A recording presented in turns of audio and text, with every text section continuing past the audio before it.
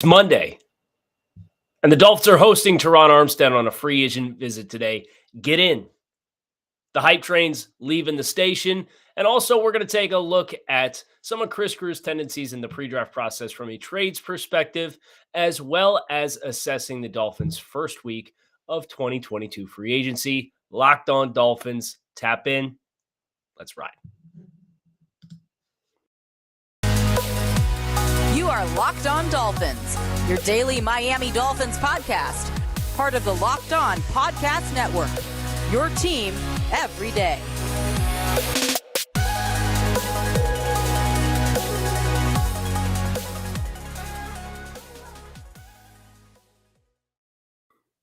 What's going on, Dolphins fans? Kyle Krabs, your host here on Locked On Dolphins.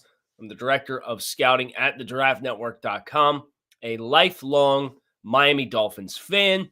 Today's episode is brought to you by BetOnline. BetOnline has you covered this season with more props, odds, and lines than ever before. BetOnline, where the game starts.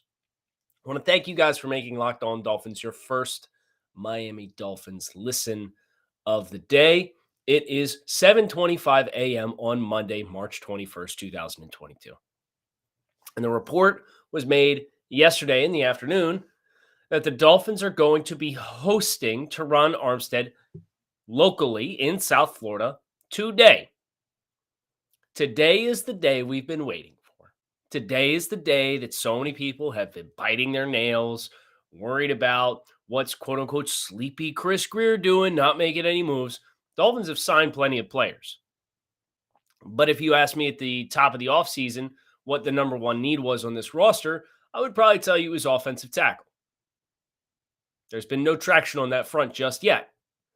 And then, of course, with Lyle Collins signing in Cincinnati yesterday, it kicked the timeline into a major fever pitch, worried about the Dolphins' ability to secure an offensive tackle. Please. Maybe this will age poorly, like a cheap wine, but if there's one thing I know the Dolphins are fully capable of doing, even in this regime in 2019, it is paying handsomely to make a premium position player the highest paid player at his position. And if that is what it is going to take to sign Terron Armstead to a contract and make sure he does not leave South Florida today, you do it. Because Terron Armstead is your best option. And I've heard Dolphins fans, a lot of Dolphins fans, and we've voiced these concerns ourselves as it pertains to the injury history of Terron Armstead. Well, Kyle, he's missed some significant time. That's true. But even on a market reset, are you going to look me dead in the eyes, and tell me that Terron Armstead would not be so exponentially, immeasurably serving of an upgrade that if you had it for 12 games and you had to reshuffle, and hopefully Jesse Davis isn't a part of the mix, but if you had to deal with 5 games of Austin Jackson at left tackle to get 12 of Terron Armstead, are you still not going to be super pumped about it? Especially in an offense that is going to put a primary focus on running the football. And opposing pass rushers aren't going to just be blasting off and teeing off on young offensive tackles with the changes in the coaching staff. Yes, there's a lot of blanks that need to be filled in. And, oh, by the way, you're going to have a much more stable player to the right of that left tackle, no matter who it is in Connor Williams. Even with the durability questions with Terron Armstead, which are valid at this point, he's still so much more of an upgrade. The payoff for a fraction of the season is still way better than the alternative. So, Chris Greer, I'm sure you are busy hosting Terron Armstead today, and this won't reach you in time. Pay the man. Put the storyline to bed. Let's get an elite player on the roster. That's the opportunity here, is an elite player on the roster. Regardless of the injury concerns, a premium position, Look at San Francisco and what Trent Williams has become for them. And Terron Armstead has the physical capability of being the same thing. And a lot of these athletic tackles, Andrew Whitworth just played till 40. Oh, Jason Peters is playing at 39, 40. Everybody looks at Terron Armstead and says, oh, he's 31, 31. I'm 32. What are you trying to tell me? I'll be 33 next month, in less than a month. Damn. That hits hard.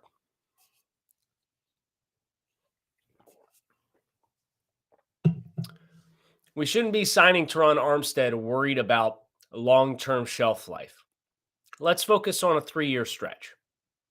Let's get through that.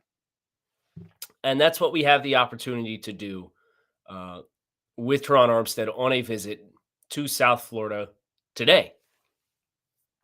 Obviously, Lyle Collins, that signing, I think a lot of people panicked when that signing was announced with Cincinnati. But I would also say this. I think there's a realistic chance Lyle signed in Cincinnati because the market or the writing was on the wall that the Dolphins were indeed going to be going in a different direction, were indeed going to be going to presumably Terron Armstead. And I don't know what the backup plans are or anything like that. And hopefully we don't need to know what the backup plans are because hopefully this thing is open and shut. And at dinner time, I'm out on the back deck smoking a cigar, living the good life, that we have an established left tackle on the roster. And if that is the case, and your offensive line going into the draft is Terron Armstead, Connor Williams, Michael Dieter, Robert Hunt, presumably Liam Eichenberg at right tackle. I do think we need to openly acknowledge the possibility that Liam is going to continue to get the opportunity to try to start for this football team.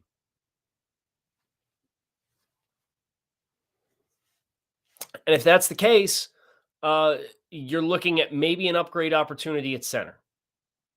Are you willing to spend on a J.C. Tretter? I don't know. I don't have that answer. I know I certainly would be entertaining the idea big time.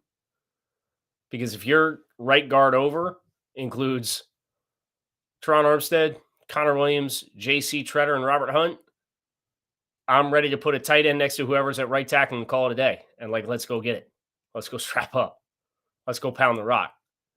But we'll see what the Dolphins' plans are at that center position. But first things first, they are very clearly interested, extremely interested in Terron Armstead. And they have somewhat painted themselves into a corner here where they have to get this done. So act accordingly and do what is required of you to get it done.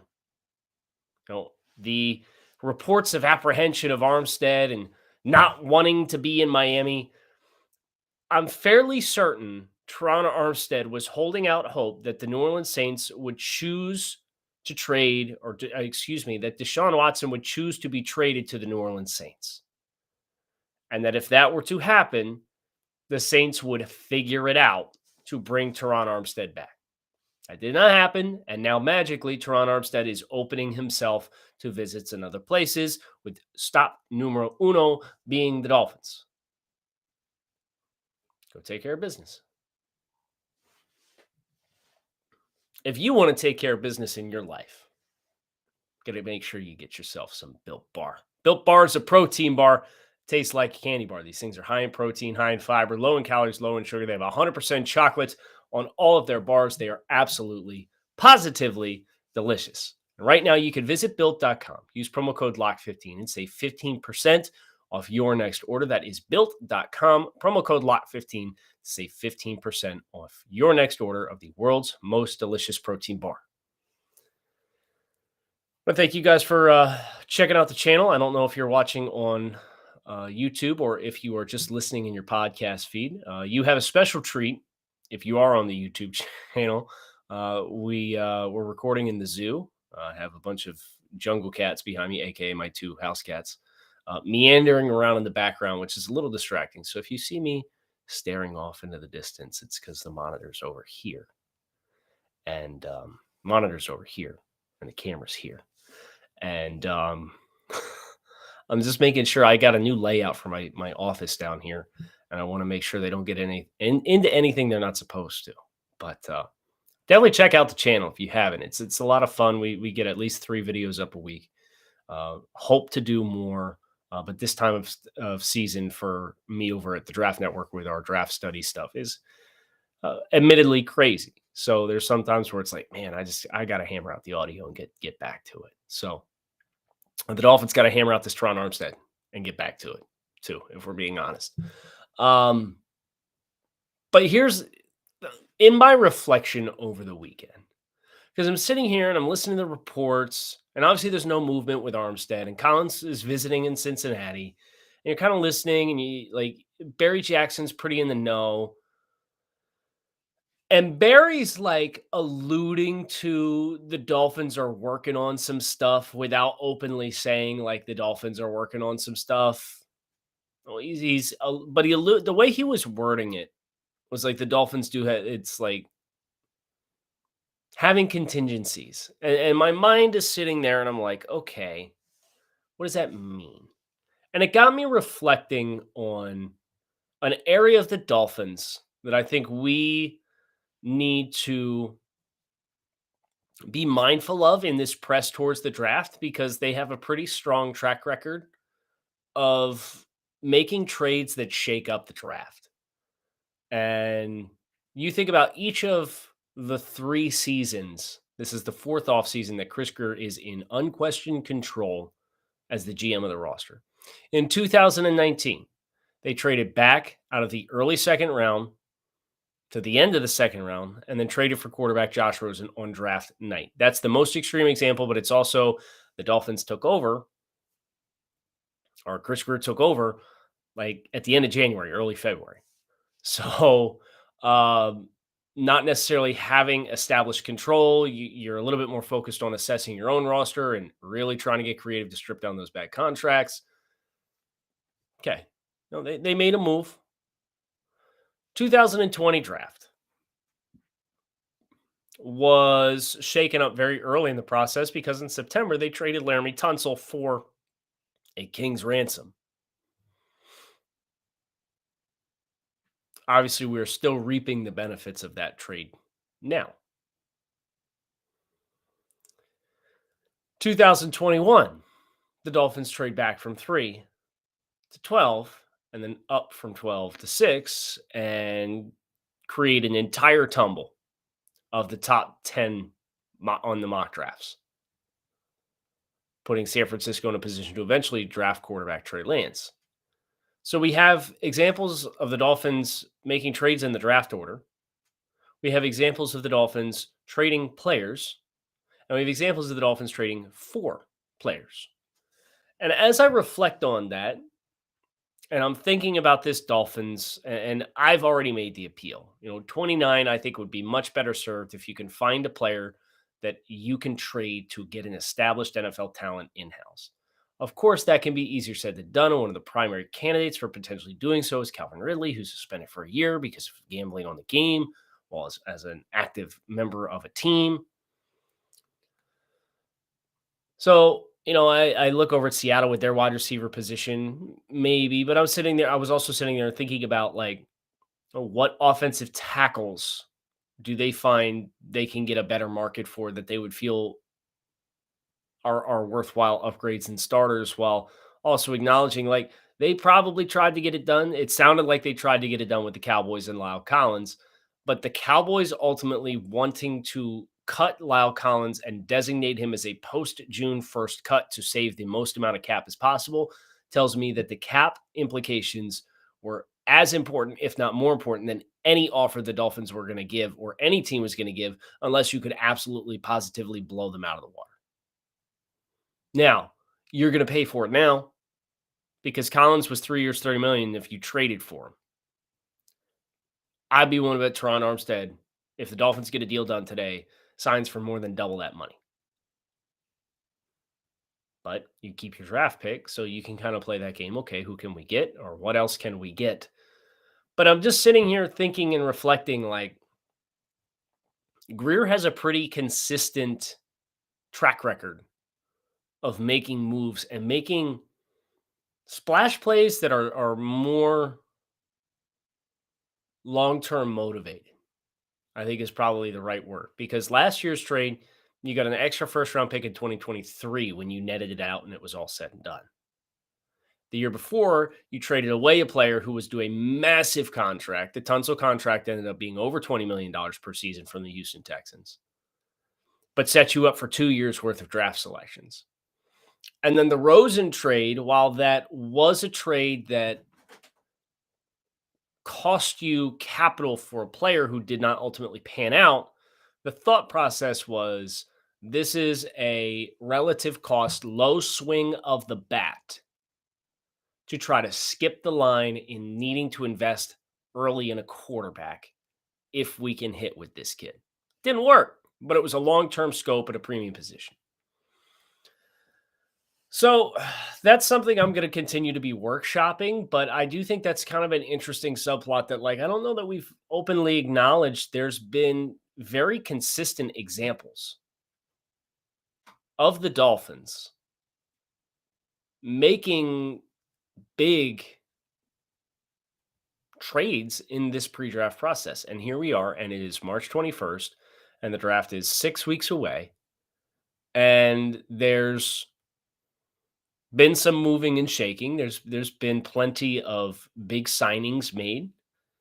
But from Miami's perspective, it's been pretty much just maintaining your status quo with a couple of subtle upgrades to key spots. And now potentially your big fish is visiting today in Terron Armstead to potentially get a deal done.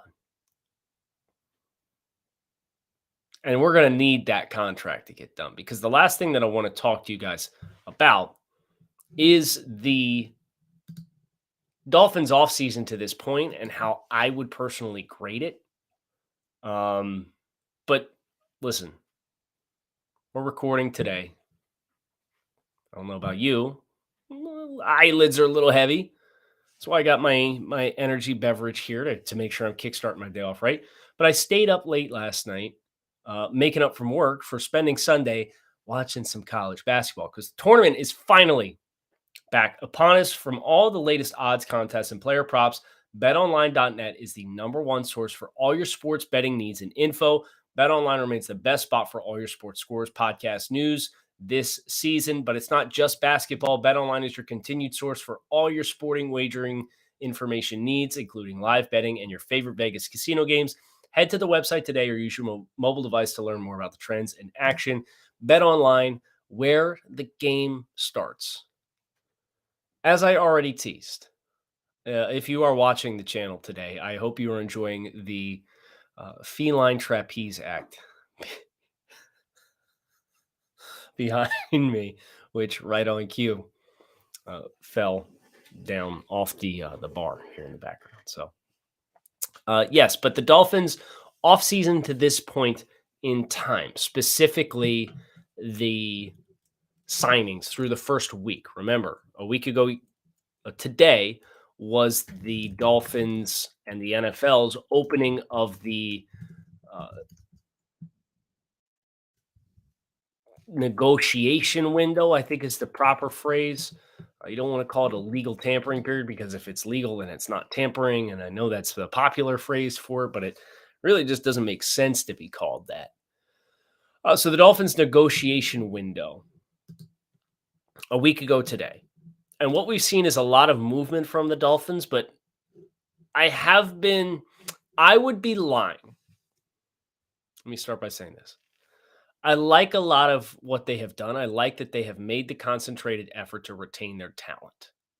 But I would be lying if I told you I wasn't a little underwhelmed by just how much money has been spent on players who you probably don't expect to carry significant roles on the team. the Elan and Roberts contract. If he ends up as your starting linebacker again in August, April went wrong for you. I think about Cedric Wilson. Now, we've talked last week about the optics of the wide receiver market and free agency in general. And obviously we saw Devontae Adams get like $28.2 million per season or whatever it was from the Raiders after the trade. And Christian Kirk got up to 21, probably closer to 18. So 7 million, that ballpark. Okay. Like it's a reasonable cost, but at the same time, that's probably going to be your wide receiver 3. Even if you end up trading Devontae Parker and go draft a high-level receiver. Teddy Bridgewater, 6.5. As we said last week, you get it. It's the backup quarterback to a starting quarterback who's missed some significant time. You understand why that point of emphasis was made. Duke Riley, we'll see if they have a bigger role for him like what the back half of the season looked like, but he didn't get paid small money either. And you just kind of work your way through. And Keon Crossan got over $3 million. And that's fine, but like now you got to get rid of some of the guys you were paying $2.5, $3 million to each from the previous unit. And maybe the Terron Armstead signing is the purge that it is necessary to do that. But I looked at the Dolphins cap space and I expected a little bit more splash and a little bit less couple mil here, couple mil here, couple mil here. Consistent spending in that 3 to 5 ballpark. I'll tell you what hurts. Preston Williams signed for $1.5 million. I'm just looking at this now. Matt Collins signed with the Raiders for $2 million.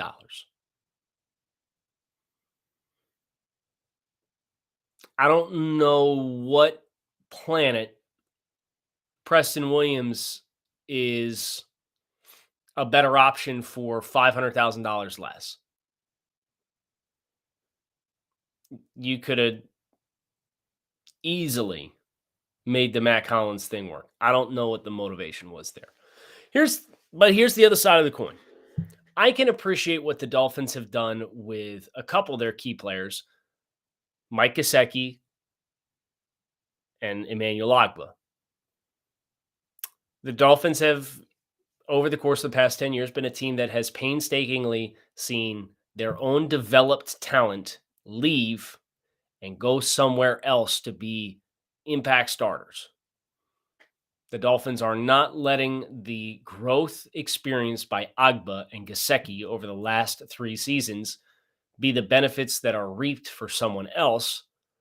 They brought back their own high-level players on the roster. They potentially added another high-level player in Connor Williams. And they're going to potentially add another high-level player in Terron Armstead if they can get a deal done. So if you get that, and they ran everything back on the other side of the ball, and you still got to get a Xavier Howard contract figured out. So I think about that, and I think that's the good, the most prominent good that is reaped. I think the Dolphins' messaging with their signing, including guys like Durham Smythe, which was announced by Mike Gesicki, they feel like their roster, they feel like they as a team are close. And I could understand with 19 wins over the last 2 seasons why they would feel that way. You feel relatively close, and you just need to get X, Y, and Z right and figured out. Do I agree with that approach? Probably not. I would have been a little more assertive. I probably would have compromised some depth. I know that's one of the big pillars of a lot of teams and their team building philosophies is don't pay for depth. Well, we're seeing the Dolphins pay for depth. And because of that, as I reflect on what they've been able to do, I conceptually like retaining a lot of your existing players, especially your high-level ones. I would have liked to have gotten a tackle earlier, but let's be honest, the entire thing's been gridlocked until yesterday. It just has been. And that's in part because the guy at the top of the market is not only a guy that the Dolphins have been interested in, but he wanted to see where a quarterback was going to land. And that doesn't mean he doesn't want to come to Miami. It just means his preferred choice would probably be to stay at home and play with Deshaun Watson. Okay. And we're not going to get into the whole Tua versus, like, not every conversation needs to be Tua, or Tua's not an elite quarterback, so he can't attract players, or Tua's just needs this and this, and he's going to be like, we're not doing that today. We don't need to do that today. I see you guys arguing about it every day on the timeline. I don't blame Terron Armstead because New Orleans is home. It's been home for his entire career, for wanting to know what that situation was going to look like before he makes a decision. But he's here now. I really, really would have liked to see Matt Collins back. I can't bemoan that enough. We got to get a punter, so that's still incomplete. But I would probably give the first week of free agency, a C+. I think the good that they have done in retaining their own top players, and the some of the smart signings that they've had. I think Connor Williams is an excellent smart signing. I do think Teddy Bridgewater is a smart signing, even though the price is not cheap, but it's an established quarterback with 3,000-yard seasons on his resume. Like, of course he's not going to be cheap. I do think they're just offset a little bit by how much spending has been geared towards depth at this point in time. Now, there's those out there who will tell you that the salary cap is a myth, and I don't think that's necessarily an accurate depiction of it, because there's always ramifications. It's just whether you rob Peter to pay Paul, or if you're going to be honest about maintaining flexibility on a year-by-year basis. And despite the fact that the Dolphins have spent towards depth, if they get to a couple of splash contracts, the first one potentially being today with Terron Armstead, and they say, you know what, we don't care about the cost here. Like, we're going to make him fit under. We're not going to compromise the rest of the roster, and we just know he's going to be a piece of the puzzle for us for the next 4 years. Great. Go ahead and backload that sucker and put all the guaranteed money in the past and give us a $6 million cap hit this year. Fantastic. And if that's the case, that C+ is going to go up pretty quickly. Now, I do think there were some potential opportunities missed, and one of those I do think would have been Lyle Collins, and I know the Dolphins expressed some interest, but this is the bed you've made at this point. I don't have to give it an A+ for it to be a successful offseason. But as I just reflect on the first week, I'd probably give it a C+. But if you ask me tomorrow, depending on what the news cycle is, it would be a solid B. Any contract for Terron Armstead will turn this grade immediately into a B. So, to kind of bring this thing full circle, get it done. I don't care. It's not my money. It's not anybody else's money. So if you want him, make sure he does not leave South Florida. I hope you guys enjoyed Locked On Dolphins. Another fun way to start the week, talking about free agency, our general manager, our roster, our talent. The draft is going to be here before we know it. We're going to obviously be very draft heavy in April, but let's see what the afternoon brings. Fins up, Kyle Krabs, Locked On Dolphins. Hope you guys enjoyed. Make it a good one. Talk with you guys again.